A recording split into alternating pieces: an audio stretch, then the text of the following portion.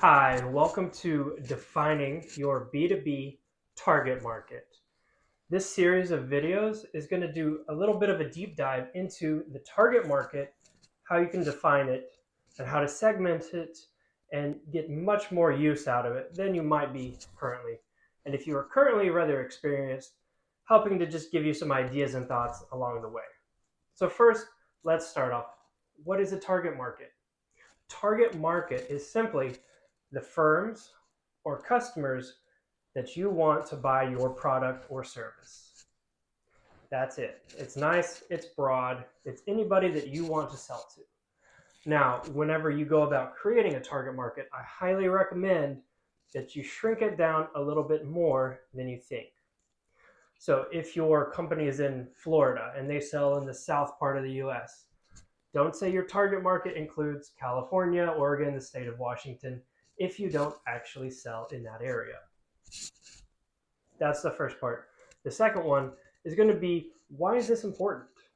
Well, first off, if you don't know who you're selling to, you don't know their needs, you don't know what you offer, or how that you can match a solution and a problem together, you kind of have a big problem.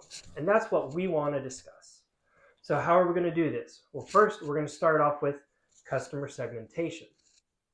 We're going to talk about defining that segment, creating buyer personas, and talking a little bit more in depth about what a buyer persona is, or a firm persona, and having a little bit of an in-depth discussion on how do we really get one that's useful. And then third, we're going to talk about analyzing data.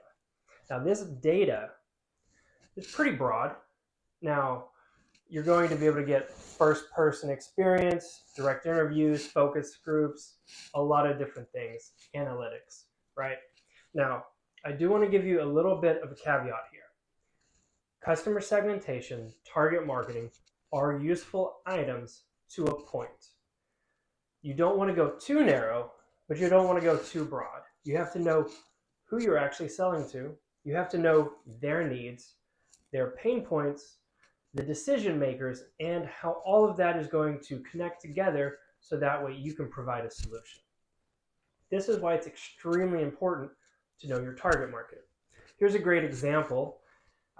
So DHL is a business-to-business shipping or logistics company. Go to their website, look at the homepage, right? You've got DHL, businesses, businesses, businesses, businesses. Everything is focused directly on the page, targeting businesses. So you know it's a B2B shipping company without really knowing anything about the company itself, which is what we want to get to. Now, it's pretty easy to look at that website and say, hey, I bet their target market are businesses, right? Now, since this is a large shipping company, they are going to have a much broader range, but there's going to be specialties. So take your company, your size, and break that down a little bit more into what you can sell and what solutions you can actually provide. Now, once we've gotten to that point, we're going to go figure out more about this target market. So let's say you're a professional service firm, you're a group of attorneys, and you specialize in intellectual property.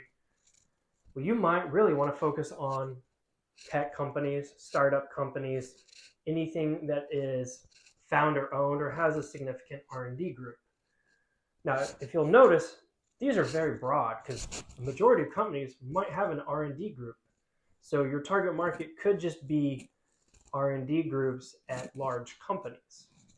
This is a different way of breaking down your target market. So that's what we're going to get into in this series of videos. Stay tuned for the next one as we get a little bit further into it.